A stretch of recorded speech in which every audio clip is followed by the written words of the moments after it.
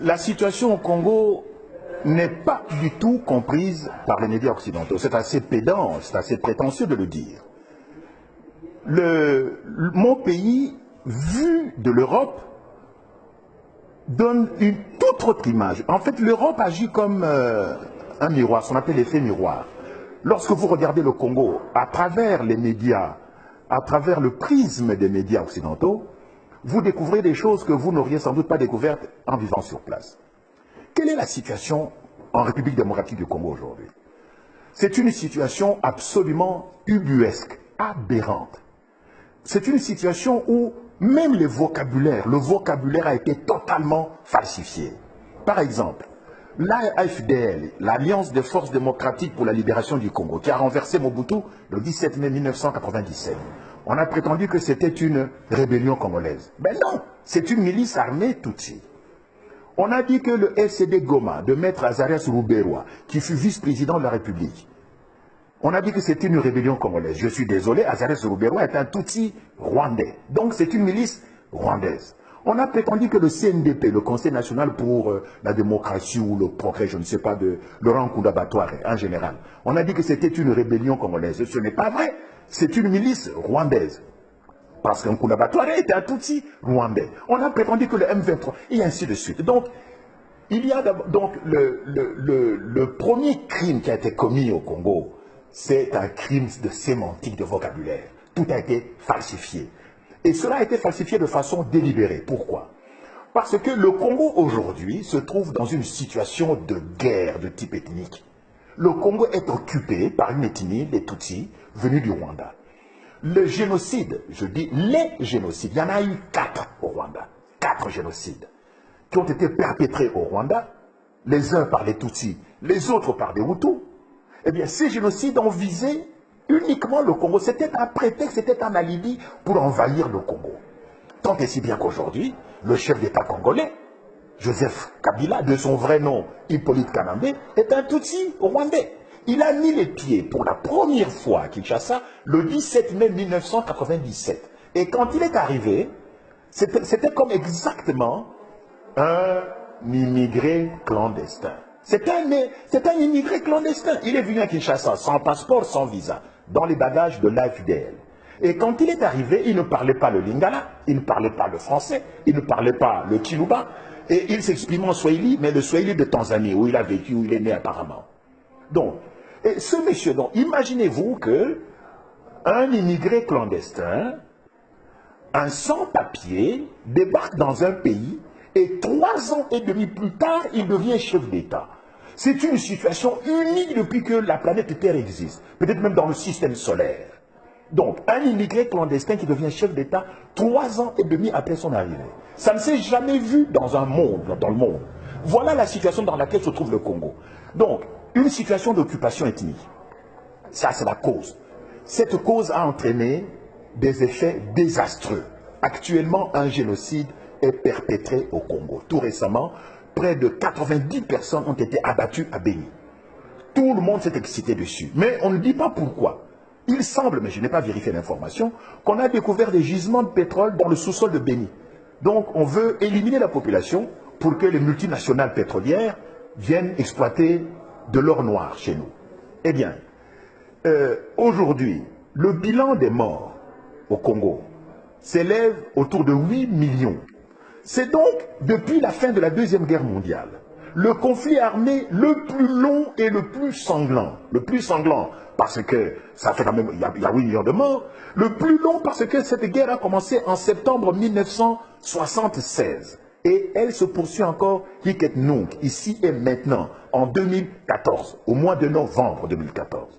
Or, il y a aujourd'hui au Congo plus de 52 armées étrangères qui ont soit déjà foulé le sol du Congo, soit y campent encore aujourd'hui. Vous savez que la MONUSCO, la mission des Nations Unies, semble-t-il pour la stabilisation du Congo, se trouve au Congo depuis une bonne douzaine d'années. 21 000 casques bleus au Congo. Et la région la plus militarisée, là où la MONUSCO est la plus active, c'est justement la région du Nord Kivu, où s'est perpétré le massacre de Béni. Alors je me pose la question, que fait la MONUSCO? Contre qui se bat-elle? Ne me dites pas que la MONUSCO qui a des drones, qui a des chars d'assaut, des hélicoptères de combat, va se battre contre des minables petites milices Tutsis qui ne comptent même pas 5000 personnes, alors que la MONUSCO compte à peu près 21 000 personnes, n'est-ce pas? Et dans la MONUSCO, aujourd'hui, vous avez même les troupes du Malawi, de Tanzanie, d'Afrique du Sud. Vous savez que la France a dépêché l'opération Artemis pour aller chasser un rebelle, cette fois-ci un vrai rebelle congolais, Thomas Lubanga, dans le district de l'Ituri. Vous savez que les Américains maintiennent au Congo une force qui s'appelle l'Africom, la force de stabilisation du Congo. Vous savez que les Angolais, les Namibiens, les Zimbabwéens, les Tchadiens sont présents au Congo où ils ont été. En tout, 52 troupes étrangères qui ont marché au Congo, qui ont campé au Congo. Donc, c'est ce que les stratèges militaires américains appellent la première guerre mondiale africaine. Donc, la première guerre mondiale africaine se déroule au Congo, mais les médias n'en parlent pas. Je suis désolé, je regarde TF1, je regarde France 2, je regarde les chaînes belges, je regarde CNN, je regarde France 24. À aucun moment, les journalistes ou les correspondants de presse qui sont sur le terrain, les envoyés spéciaux, les agences, les envoyés des agences de presse, comme Reuters, UPI, Associated Press, aucun de ces journalistes n'a jamais souligné cette dimension de guerre ethnique et cette dimension de première guerre mondiale africaine. Et finalement, la guerre prendra fin au Congo lorsque les Tutsis débarrasseront le plancher. Il n'y a pas de Tutsis congolais. Il n'y a pas de Tutsis congolais parce que le Tutsi n'est pas une langue parlée au Congo. Pour ceux qui connaissent un tant soit peu la République démocratique du Congo, la façon dont ce pays est né le 26 février 1885 à Berlin, dans le bureau de Mme Angela Merkel, la chancelière allemande, c'est là où le Congo est né, le 26 février 1885, il y a 129 ans. Pour ceux qui connaissent un peu l'histoire du pays, de ce pays-là, ils savent que Léopold II n'a jamais mis les pieds au Rwanda, que le Rwanda fut une colonie allemande jusqu'en 1919, c'est-à-dire après la défaite de l'Allemagne, après la Première Guerre mondiale, que de ce fait, Léopold II ne pouvait pas prendre un territoire de l'Allemagne, n'est-ce pas? Donc, il n'y a pas de Tutsi congolais parce que le Tutsi n'est pas une langue parlée au Congo. Tous les Congolais d'origine appartiennent à des ethnies dont la langue est la même que le nom que porte l'ethnie. Par exemple, moi je suis Yansi.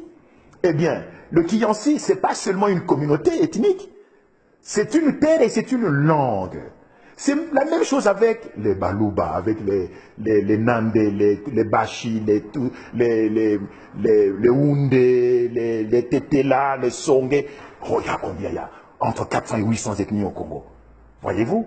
Donc, on est en train de semer la confusion, de laisser les Tutsis nous massacrer, parce que, évidemment, ces Tutsis sont instrumentalisés par les multinationales, particulièrement anglo-saxonnes, pour qu'ils deviennent les garants, les gestionnaires, les administrateurs du nouvel ordre mondial qu'on veut instaurer en Afrique.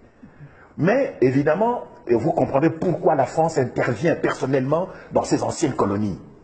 C'est pour empêcher que le nouvel ordre mondial en Afrique soit établi, soit instauré au détriment des intérêts français. Voyez-vous, il y a aujourd'hui des forces, des puissances économiques, militaires et financières qui voudraient s'emparer du précaré français, du précaré colonial, des anciennes colonies françaises, là où la France puise ses matières premières, comme au Niger. Le Niger, comme vous le savez, est le deuxième producteur mondial d'uranium, où se trouve l'Areva notamment. Donc, on veut instaurer, les multinationales veulent instaurer un nouvel ordre mondial en Afrique. Et pour cela, elles veulent détruire les anciens États hérités de la colonisation et donc contester les anciennes frontières. C'est ça qui se passe au Congo. C'est ça qui a failli se passer au Niger. C'est ce qui a failli se passer en Côte d'Ivoire. Voyez-vous? Et même ce qui se passe au Nigeria avec Boko Haram, c'est une déstabilisation généralisée de l'Afrique pour permettre l'instauration du nouvel ordre mondial en Afrique.